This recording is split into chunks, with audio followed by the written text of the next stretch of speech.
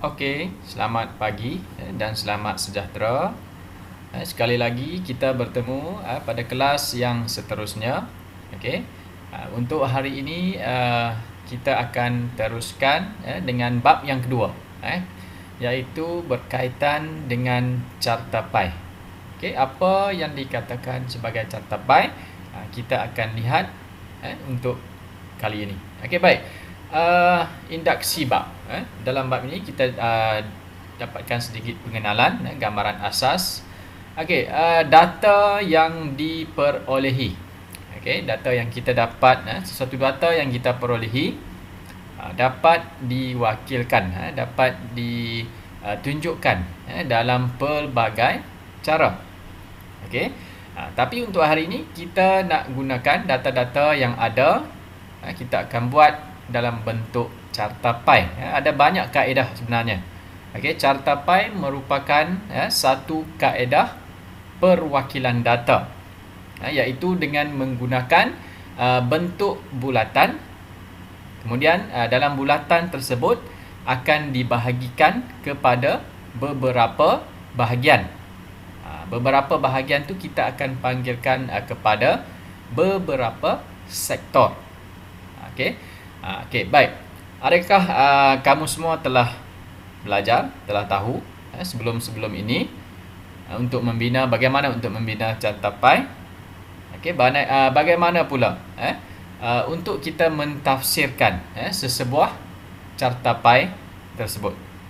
Okey, itu yang akan kita belajar dalam bab yang kedua. Okey, baik. Yang seterusnya,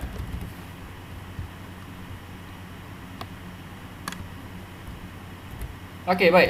Apa yang akan kita belajar dalam bab yang kedua ini? Yang pertama, kita akan lihat ataupun cuba ataupun kamu dapat menerangkan ciri-ciri dan juga kegunaan carta-pai itu sendiri. Apa ciri-ciri carta-pai? Sebuah carta-pai yang lengkap. Okey, itu yang akan kita lihat. Kemudian yang kedua, membina carta-pai berdasarkan jadual.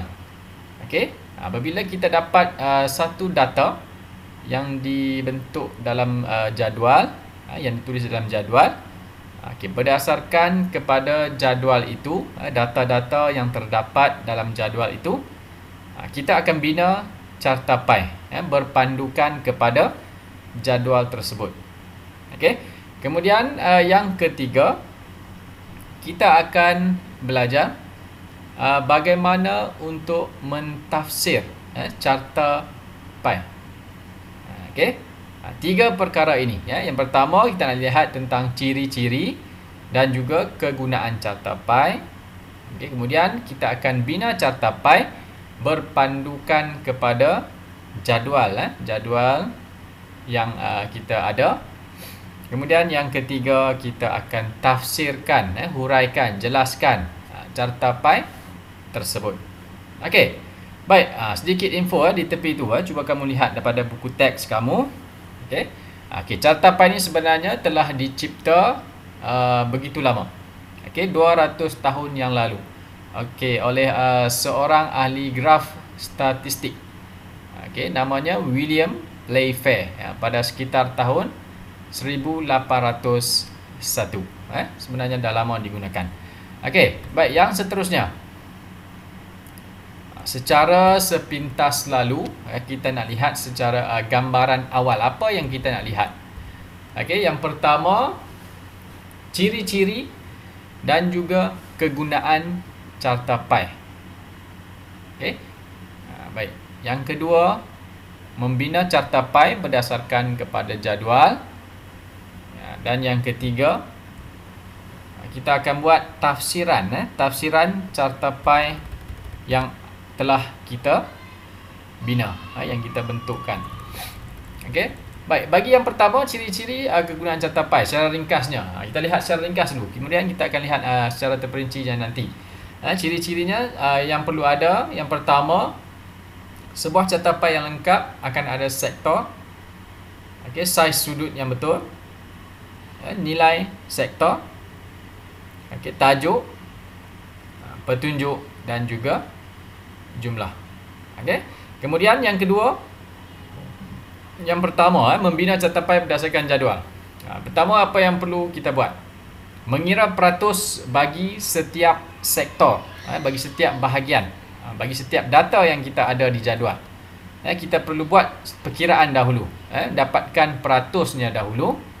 Okey, kemudian apabila kita dah lengkapkan dengan peratusnya, kita akan kira pula, kita akan dapatkan saiz sudut.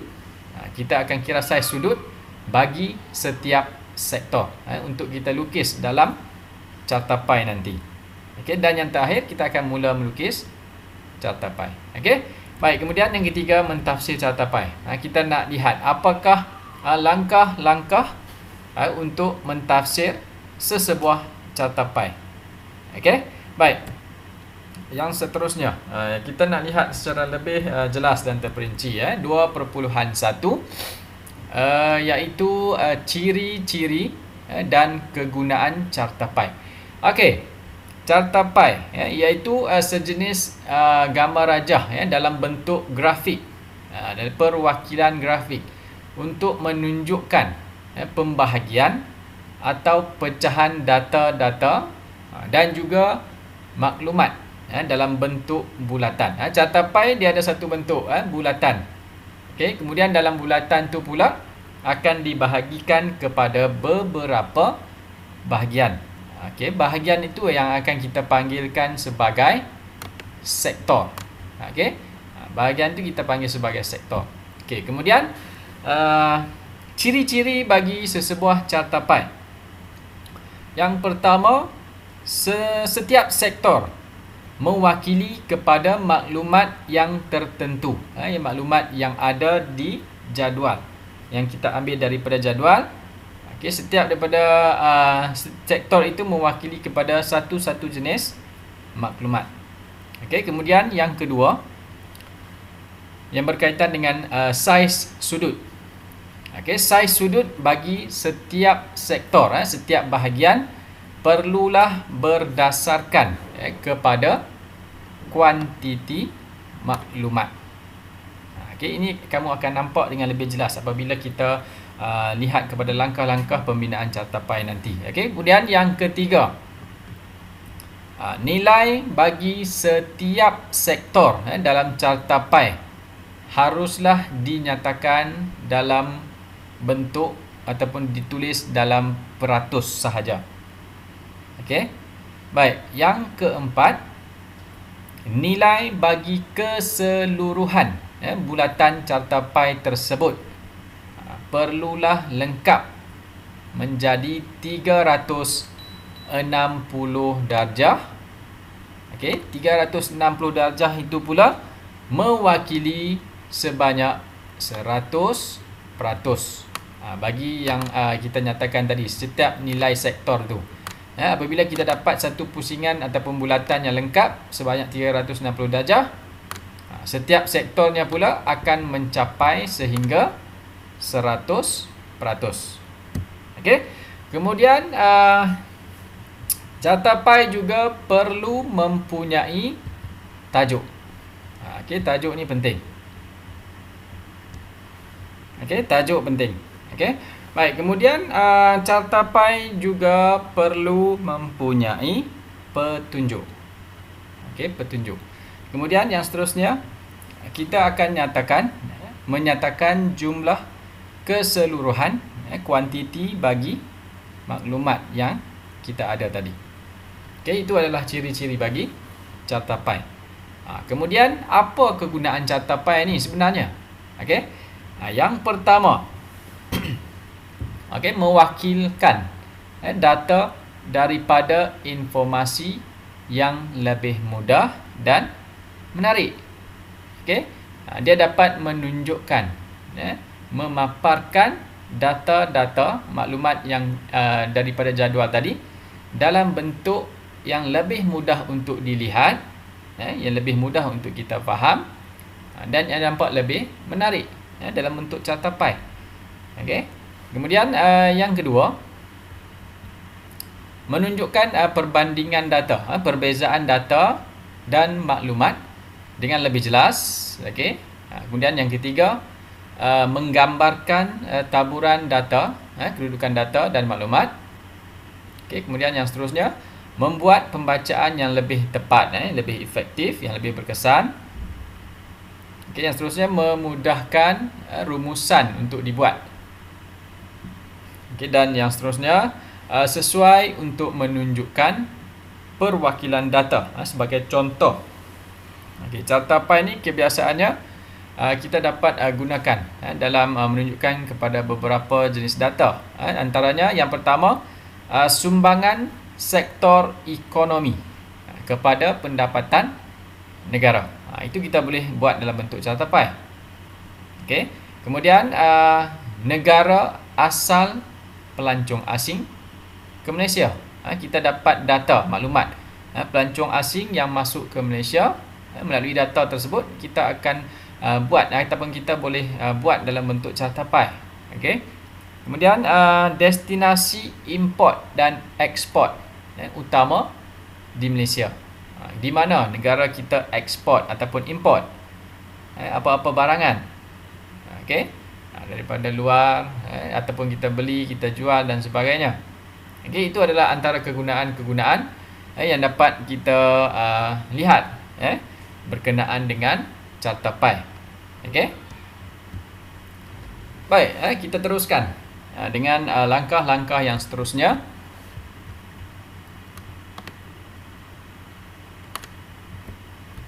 Okey, baik. 2.2 langkah-langkah bagaimana untuk kita membina sebuah carta pie yang lengkap. Okey, diberikan di sini panduan kepada kita semua, kepada kamu untuk membina bagaimana untuk membina carta pie yang lengkap. Okey, diberikan satu contoh di sini. Okey, ikut kepada langkah-langkah yang diberikan. Jika kamu ikut langkah-langkah yang diberikan, saya yakin kamu boleh buat dalam bentuk yang lebih baik, yang lebih mudah. Okey, kita lihat bersama-sama. Okey, jadual 2.1. Jadual 2.1 ini menunjukkan kedatangan pelancong mengikut negara asal ke negeri Pahang pada tahun 2016. Okey, itu tajuk dia, maklumat dia. Kedatangan pelancong mengikut negara asal ke negeri Pahang. Okey, dia fokuskan kepada negeri Pahang sahaja. Okey, baik, kita akan ikut lihat langkah-langkah yang berikut bagi menghasilkan sebuah carta pie yang lengkap. Okey, berdasarkan kepada jadual ini. Kita lihat dulu jadual ni. Jadual 2.1. Tajuk dia yang pertama di atas ni. Kita lihat di sini. Ini adalah tajuk bagi jadual. Kedatangan pelancong mengikut negara asal ke negeri Pahang pada tahun 2016. Okey. Baik, kemudian kita lihat kepada jadual yang ada di sini. Okey, ada 4 bahagian. Yang pertama, negara. Okey, yang kedua, jumlah pelancong. Okey.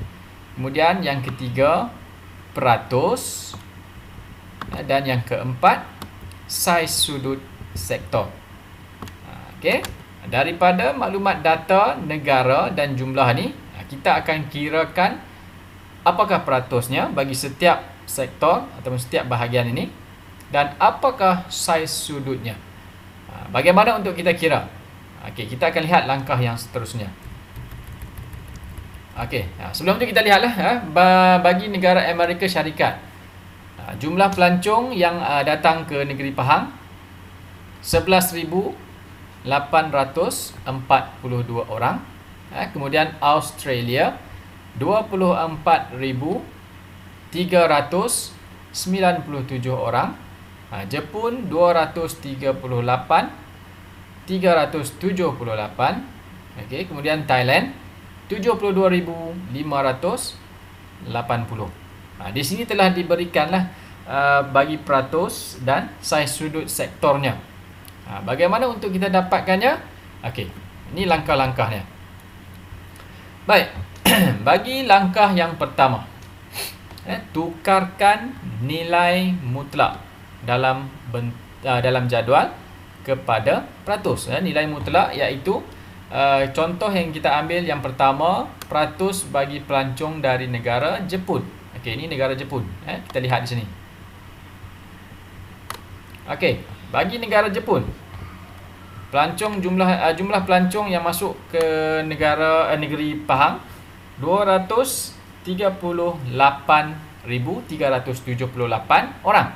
Okey, untuk kita dapatkan peratus, okey, kamu perlu buat 238,378. Kamu akan bahagikan dengan jumlah keseluruhan bagi semua pelancong yang masuk ke negeri Pahang. Kamu akan lihat jumlah di bawah ni. Okey, 238,378 bahagikan dengan jumlah keseluruhan. Okey, untuk dapatkan peratus, kamu darabkan dengan 100%. Okey, itu yang akan kamu dapat, 69%. Okey, so di sini bagi kolom ini peratus, kamu tulislah 69%. Kemudian kamu buat kiraan bagi setiap jumlah pelancong ni. Amerika Syarikat 11,842 kamu bahagikan dengan 347,197, kemudian darabkan dengan 100. Kamu akan dapat peratusnya. Okey, sama dengan Australia, 24,397, kamu bahagikan dengan jumlah keseluruhan dan didarabkan dengan 100. Kamu akan dapat 7%. Okey, bagi negara Thailand 72,580. Okey, kemudian kamu bahagikan dengan 347,197. Kemudian darabkan dengan 100. Kamu akan dapat jumlah peratusnya. Okey, itu adalah cara untuk kita dapatkan peratus daripada nilai mutlak yang kita ada. Okey, itu baru yang pertama. Bagaimana untuk kita dapatkan nilai peratus. Okey, yang kedua, kita nak lihat ataupun kita akan kirakan saiz sudut bagi setiap sektor. Okey, ni kolom yang terakhir, saiz sudut. Bagaimana untuk kita dapatkan sudut? Okey, kita lihat contoh di sini. Kita ambil yang contoh ni negara Jepun. Okey, saiz sudut sektor bagi pelancong dari negara Jepun. Okey, kamu akan ambil nilai peratus di sini. Negara Jepun, lihat negara Jepun. Okey, nilai peratus akan dibahagikan dengan 100 jumlah hari peratus. 100%, 100 di bawah ni. Okey, kemudian untuk dapatkan saiz sudut, untuk dapatkan saiz sudut sektor, kamu perlu darab dengan 360 darjah. Okey, 69 dibahagikan dengan 100, kemudian didarabkan dengan 360. Okey, kamu akan dapat 248 darjah. Okey, harap kamu jelas Okey, baik. Yang seterusnya, bagi Amerika Syarikat, jumlah peratusnya pula 3%. Kamu bahagikan dengan 100, kemudian kamu darab dengan 360 darjah. Kemudian berapa yang kamu akan dapat? Di sini 11 sudut dia, 11 darjah. Okey. Kemudian Australia, 7 dibahagikan dengan 100 darab 360 darjah. Kamu akan dapat 25 darjah, dia punya saiz sudut sektor. Kemudian Thailand, 21. Kemudian kamu bahagikan dengan 100 darabkan dengan 360 darjah. Kamu akan dapat 76 dia punya sudut, 76 darjah. Kemudian kamu akan semak balik setiap daripada peratus yang kamu dapat, kamu akan tambah keseluruhannya dan akan dapat jumlah 100%. Bagi peratus. Manakala bagi saiz sudut sektor, okey, kamu akan tambah keseluruhannya menjadi 360 darjah. Okey? Okey, jika kamu dapat saiz sudut mungkin terlebih sedikit ataupun terkurang sedikit, sama juga dengan peratus, kamu perlu bundarkan data yang kamu kira tadi.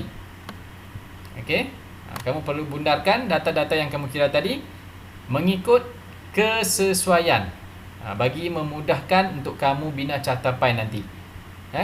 Jika kamu lihat balik yang kamu kira tadi, mungkin kamu tertinggal untuk bundarkan kepada yang sesuai sehingga mendapat jumlah yang betul. Okey, kamu kena cek balik, kena kira semula. Okey, baik. Yang seterusnya, langkah yang ketiga, kamu akan tentukan jejari yang sesuai. Jejari ini adalah saiz yang sesuai untuk kamu lukis sebuah bulatan dengan menggunakan jangka lukis. Ini alat yang kamu perlu ada. Okey, jangka lukis perlu ada untuk kamu buat lukisan cartapai.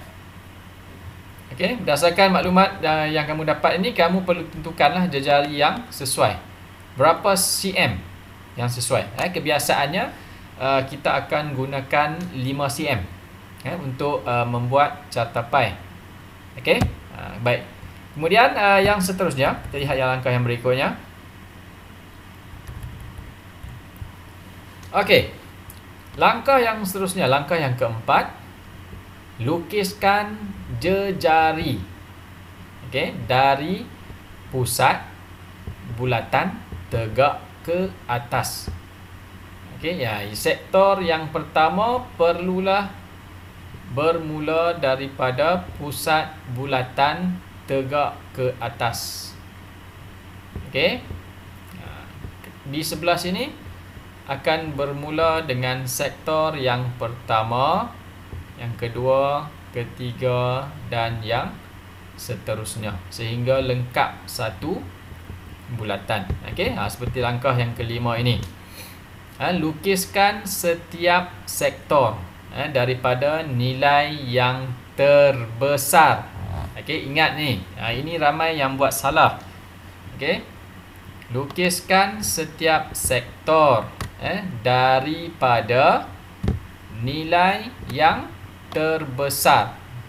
Okey, daripada jadual tadi kamu lihat balik apa nilai sektor yang terbesar. Pastikan itu yang pertama, nilai yang terbesar. Kemudian mengikut urutan nilai sektor yang terkecil sehinggalah habis lengkap satu pusingan 360 darjah mengikut arah putaran jam. Dan ia mesti bermula tegak dari atas. Okey, dari sini. Mesti buat macam tu. Kalau kedudukannya salah, cartapai akan terjejas, akan salah juga. Okey, baik. Kemudian warna atau lorekan. Ini langkah yang seterusnya. Setelah kamu lengkap membina ataupun melukiskan sektor-sektor tadi, daripada sektor yang terbesar sehinggalah sektor yang terkecil. Okey, warna ataupun buat lorekan sektor. Kebiasaannya untuk kekemasan kita akan mewarnakan cartapai tersebut. Dia nampak lebih kemas, lebih mudah untuk kita lihat dan lebih menarik. Lorekan juga boleh digunakan, tak ada masalah, tak salah. Okey, kemudian tuliskan nilai peratus. Itu kegunaan peratus yang kita kira tadi. Okey, tuliskan nilai peratus pada setiap sektor. Kamu jangan tulis nilai sudut di dalam sektor ini. Okey, nilai sudut ini hanyalah untuk kamu melukis bagi setiap sektor. Okey, bagi nilai peratus kamu akan tulis di dalamnya. Okey, jangan tulis nilai sudut. Banyak yang tersalah. Dia tersalah faham. Okey. Yang seterusnya, langkah yang berikutnya, langkah yang ketujuh. Okey. Setelah kamu lengkap lukis carta pie bersama dengan peratusannya, okey, dah diwarnakan dengan lengkap, okey. Kamu perlu lengkapkan carta pie yang kamu buat tadi dengan tajuk. Yang pertama dengan tajuk. Okay, tajuk perlu berada di atas carta pie. Okay. Kemudian perlu ada petunjuk. Okay. Petunjuk di sebelah kanan. Okay. Petunjuk ini sama jika kamu warnakan carta pie ini. Di bahagian petunjuk juga warnanya perlu sama dengan sektor-sektor yang kamu warnakan. Contohnya sektor yang pertama tadi, sektor bagi negara Jepun, warnanya hijau. Okey, di carta pie juga perlulah menggunakan warna hijau. Okey, kemudian ikutlah kepada sektor-sektor yang berikutnya sehinggalah kepada sektor yang paling kecil. Okey. Baik, jika ruangan sektor yang terakhir ini kamu tidak dapat menulis jumlah peratus di dalamnya, kamu boleh tulis di luarnya. Seperti dalam gambar ini, ya. Okey, buat sedikit garisan keluar, kemudian tulislah nilai peratusannya. Okey. Kemudian yang terakhir perlu ada jumlah keseluruhan pelancong tadi. Okey, semua maklumat yang ada di sini telah ada di dalam jadual yang pertama sekali yang kita lihat tadi. Okey. Cuba ingat, cuba kamu lihat kembali. Kita lihat sama-sama. Semua ada di sini. Jumlah, tajuk, baik, negara dan sebagainya, semua telah ada. Apabila kamu rasa dah lengkap buat carta pie ni, cuba lihat balik pada jadual. Pastikan maklumat-maklumat yang ada di jadual tidak tertinggal. Okey, di bahagian ini. Baik, kita teruskan dengan 2.3. Bagaimana untuk kita tafsir, mentafsir sebuah carta pie. Okey, dalam buku teks yang seperti yang saya paparkan ni, berikut adalah langkah-langkah bagaimana untuk mentafsir carta pie. Okey, mengikut kepada carta ini, carta aliran ni. Yang pertama, apa yang perlu semua pelajar buat, okey, kamu akan lihat tajuknya dahulu. Kamu akan kenal pasti apa tajuk bagi carta pie yang kamu rujuk tersebut, yang kamu dapat, yang kamu lihat tersebut. Pastikan ada tajuk. Kamu kenal pasti tajuknya. Kemudian langkah yang seterusnya, kamu perlu kenal pasti setiap sektor yang ada di carta pie. Okey, yang pertama tadi tajuk di sini. Ini bawah ni contohnya. Kemudian kamu lihat sektor-sektor yang ada di dalam carta pie. Okey, sektor ini. Baik, di sini kita lihatlah Jepun, Thailand, Australia, Amerika Syarikat. Ini adalah sektor-sektornya. Kemudian langkah yang ketiga, kamu akan nyatakan nilai bagi keseluruhan. Okey, nilai bagi keseluruhan iaitu jumlah pelancong secara keseluruhan dahulu. Okey, kemudian baru kamu akan jelaskan nilai bagi setiap sektor. Satu per satu. Sektor yang pertama daripada negara Jepun. Berapa jumlah dia? Okey. Kemudian sektor daripada negara Thailand. Sektor yang kedua. Sektor yang ketiga daripada Australia. Kemudian daripada Amerika Syarikat. Okey. Kemudian nyatakan nilai sektor yang paling tinggi dan yang terendah. Okey. Kalau lihat pada catapan ini, yang paling tinggi adalah bagi negara Jepun. Manakala sektor yang paling rendah adalah negara Amerika Syarikat. Okey. Kemudian nyatakan perbezaan nilai bagi antara sektor. Perbezaan sektor tu antara sektor yang tertinggi dan terendah. Kamu buat perbezaan. Okey, berapa perbezaan dari segi peratus? Dan juga berapa perbezaan dari segi jumlah pelancong. Okey. Kemudian ini yang kamu perlu buat isi-isi yang tersirat berdasarkan kepada dapatan-dapatan data. Kamu perlu buat huraian. Bahagian ini memerlukan kamu untuk berfikir. Kamu perlu huraikan isi yang tersirat berdasarkan kepada data-data yang ada di cartapai ataupun data yang ada di jadual. Okey. Di sini kita akan rujuk cartapai lah yang pertama sekali. Okey, dan yang terakhir kamu akan buat rumusan secara keseluruhannya. Okey. Itu adalah step by step, langkah demi langkah bagaimana untuk kita mentafsir cartapai. Yang pertama, kenal pasti tajuk, kenal pasti sektor. Okey, kemudian nyatakan nilai keseluruhan dan nilai setiap sektor. Okey, kemudian seterusnya nilai yang tertinggi dan yang terendah. Nyatakan perbezaan nilai yang tertinggi dan terendah tadi.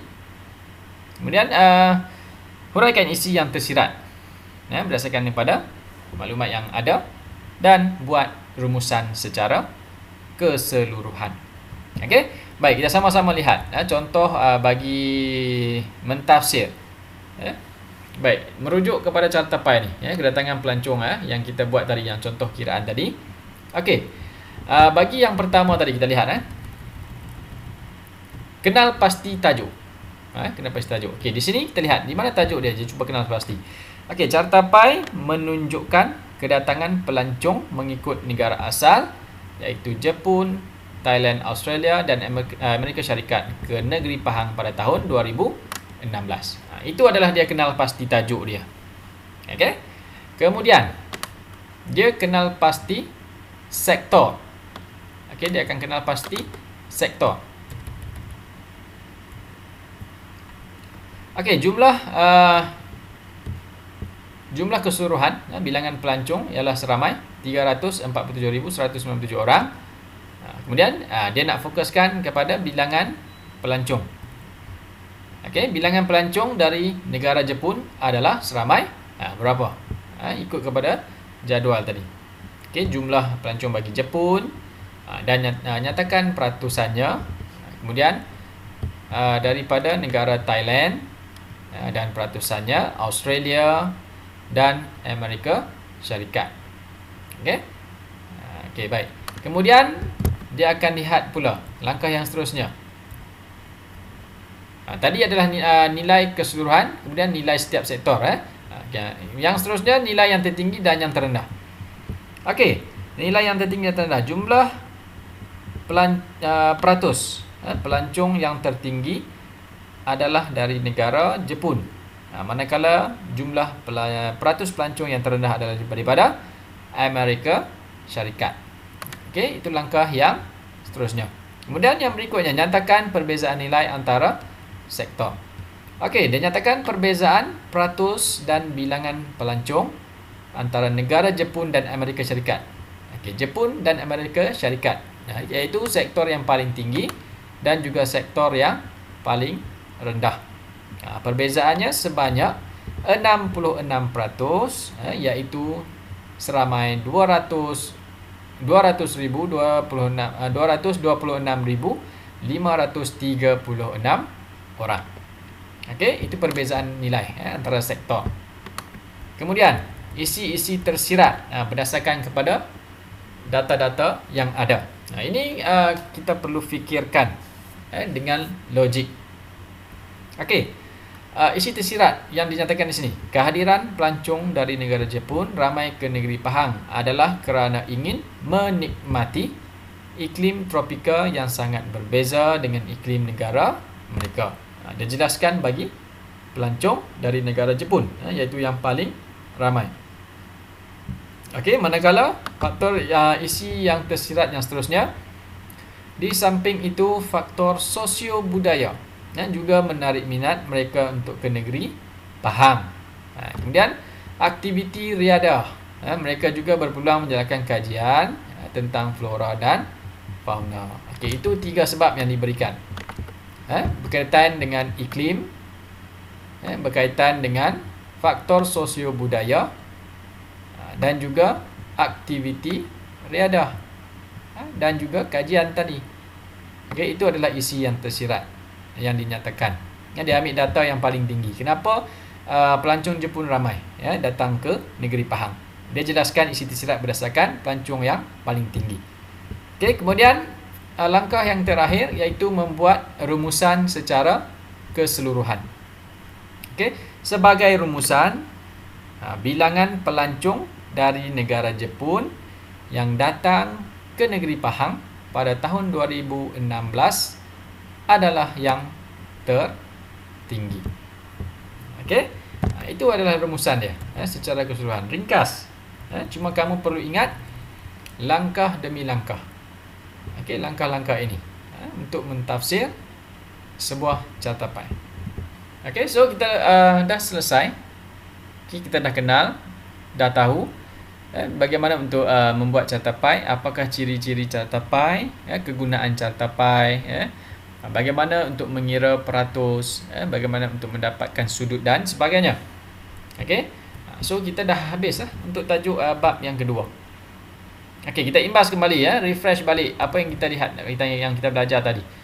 Okey, cartapai, maksud dia gambar rajah ataupun grafik yang memaparkan pembahagian atau pecahan data dan maklumat dalam bentuk bulatan yang dibahagikan kepada beberapa sektor.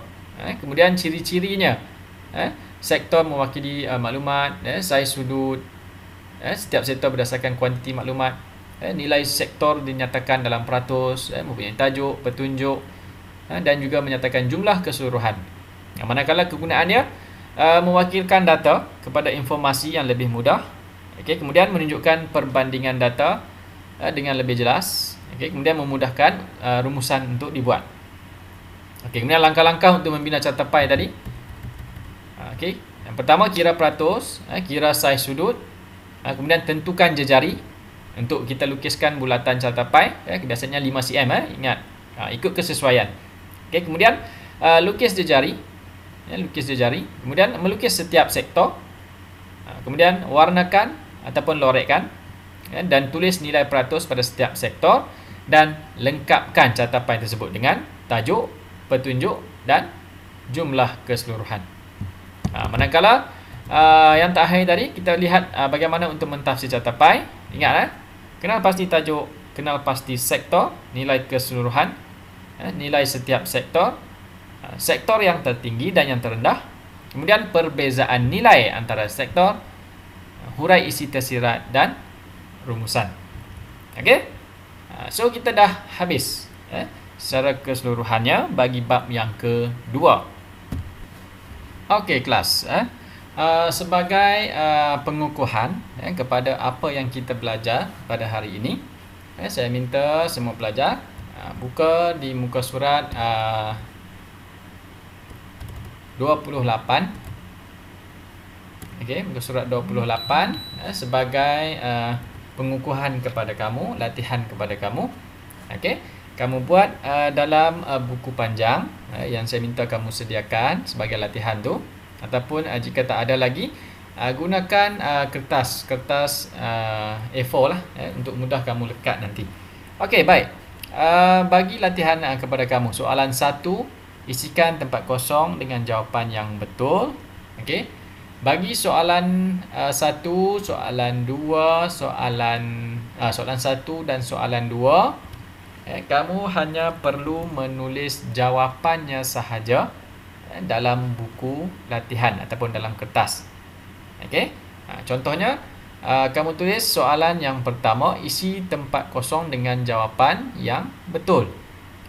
Okey, di buku kamu tulis A, apa jawapan dia? Kemudian B, apa jawapannya? C dan juga D. Kamu tak perlulah lukis-lukis ni. Okey, kerana kamu boleh rujuk pada buku teks. Okey. Kemudian soalan yang kedua, susun langkah-langkah membina carta pai mengikut turutan yang betul dengan menulis 1 hingga 7. Okey, pada ruang yang disediakan. Okey. Daripada A, B, C, D, E, F dan G. Cuba kamu lihat kembali kepada nota-nota yang kita belajar tadi. Okey. Apa langkah-langkah untuk membina carta pai? Kamu susunkan. Yang pertama, kamu tulis 1. Langkah yang kedua, tulis 2. Langkah yang ketiga, tulis 3, 4, 5 sehinggalah yang ke-7.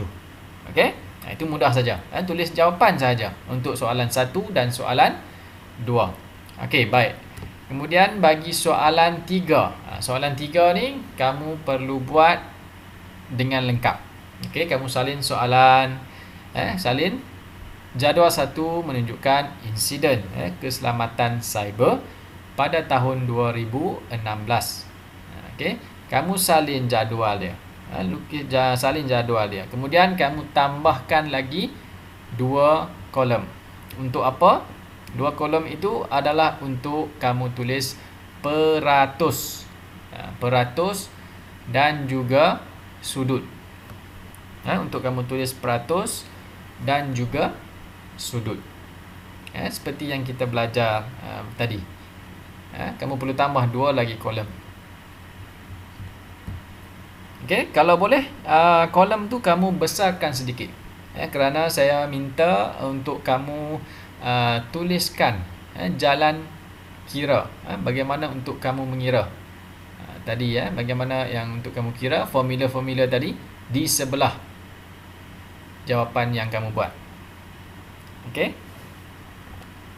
Baik, kemudian soalan yang seterusnya. Okey, berdasarkan jadual tersebut, kamu akan buat ataupun bina sebuah carta pai yang lengkap.